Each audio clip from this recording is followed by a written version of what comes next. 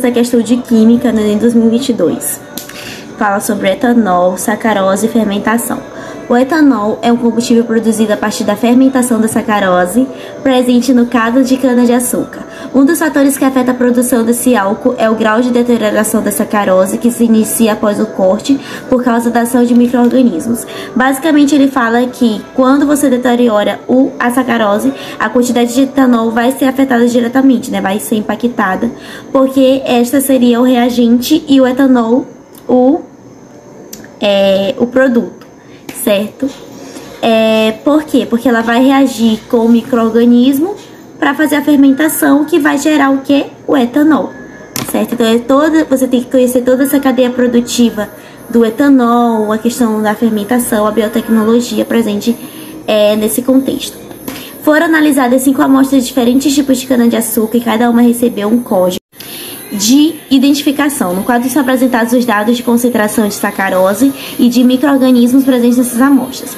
Pretende-se escolher o tipo de cana-de-açúcar que conterá o maior teor de sacarose 10 horas após o corte e que, consequentemente, produzirá a maior quantidade de etanol por fermentação.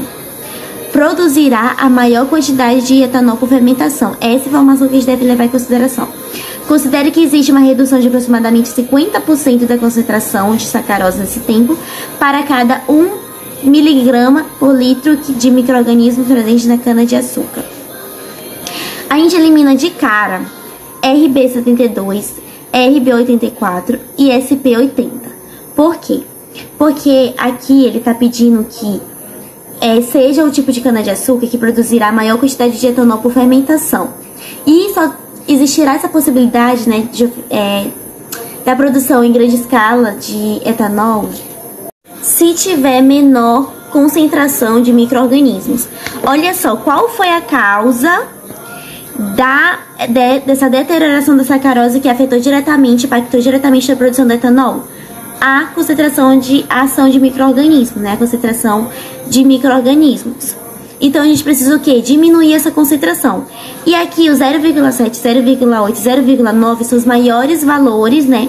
Maiores concentrações em miligrama por litro da concentração de micro-organismos. Olha só, o 0,7 maior do que 0,6, 0,5. A gente vai ficar com esses dois. E a gente vai calcular agora, porque eles deram... A questão deu o dado, né? Dados. 50% de concentração de sacarose nesse tempo de 10 horas para cada 1 miligrama por litro. A gente vai calcular do RB92 e da SP79, né? Amostras de cana-de-açúcar. Agora vamos fazer o cálculo. Olha só. Para cada 1 miligrama por litro, a gente tem 50%. Tá aqui no enunciado, tá? Redução de aproximadamente 50% da concentração de sacarose nesse tempo. E para cada 6,6 miligrama por litro, certo? Regrinha de 3. 1 miligrama por quê? Para 50%? Porque tá aqui no dado 1 miligrama de micro-organismos. Por que 0,6? Porque tá aqui na tabela da amostra RB92, de concentração de micro-organismos. Então, a gente tá colocando o valor de cada classificação abaixo de cada valor da mesma classificação. Regrinha de 3 básica, tá? Que vai equivaler a X, porcentagem. E esse cálculo aqui vai dar 30%. 30% responde a 70%. Então, a gente vai fazer 70% de 16, que dá 11,2 gramas por litro. Certo? Então, deixa guardado esse dado. 11,2 gramas por litro da amostra RB92. Agora, a gente vai calcular esse P79. Para cada 1 miligrama por litro, temos 50%, que é o dado do enunciado.